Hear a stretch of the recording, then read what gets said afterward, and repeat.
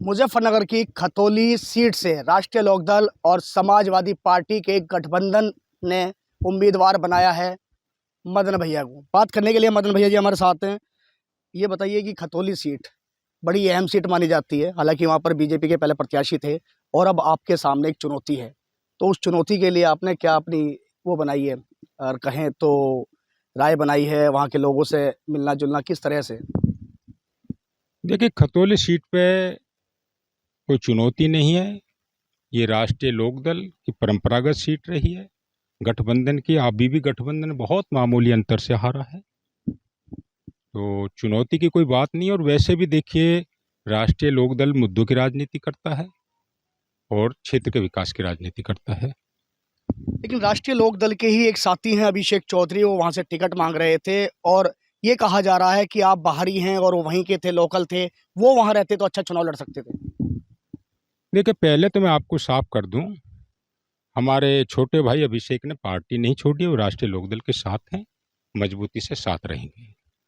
और वो हमारी बिरादरी के भी हैं, बिरादरी के नाते भी वो हमारे साथ रहेंगे।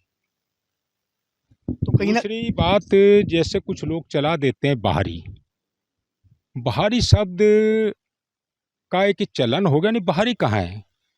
अगर वैदपुरा गांव गाजियाबाद से सचिन पायलट राजस्थान की राजनीति कर सकते हैं, भड़ाना बंधु हैं, हरियाणा से चलकर जो है उत्तर प्रदेश की राजनीति कर सकते हैं, और वो मदन भैया जिसने मेरठ मंडल से राजनीति शुरू करी, मेरठ मंडल का हिस्सा खेकड़ा था, जहां से 4-4 बार हम विधायक रहे, वो बाहरी बताना, ये कुछ लोगों की हताशा का कारण है और कुछ नहीं। ये मेरे अपने हैं, खतौली मेरा अपना है और अपना रहेगा, मजबूती के साथ राष्ट्रीय लोकदल का रहेगा।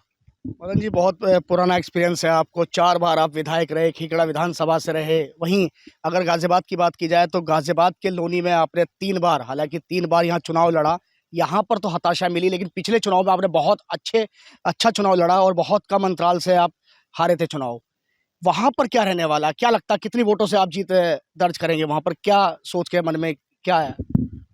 देखिए, ना तो हम ये चुनाव हारे या हराए गए हैं, लेकिन सवाल छोड़ो कल की बातें, हमें आज की बात करनी है। आज हमें जो है लोकदल की नीतियों से, गठबंधन की नीतियों से इत्तेफाक रखते हैं हम, और हम इस नीतियों को आगे बढ़ा रहे हैं।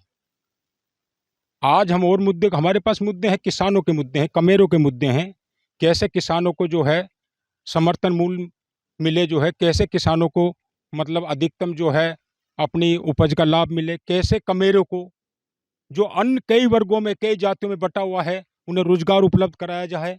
इन चीज़ों पे हमारा फोकस रहता है, हमारी पार्टी का फोकस रहता है।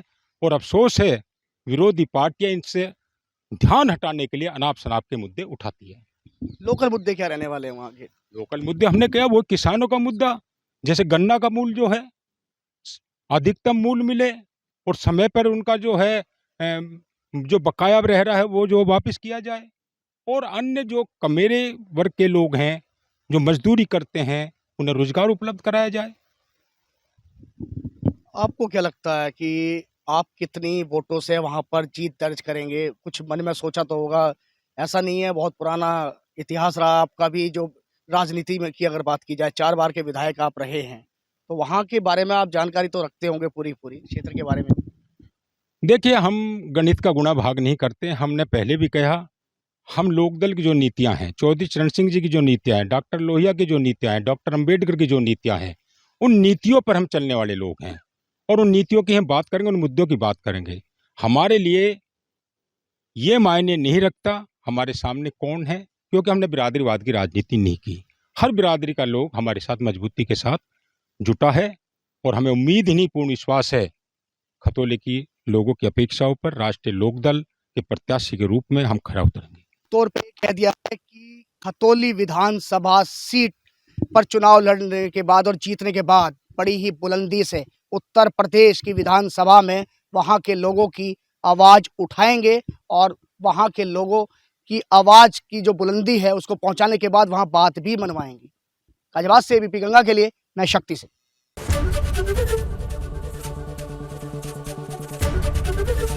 एबीपी गंगा, खबर आपकी, जुबान आपकी।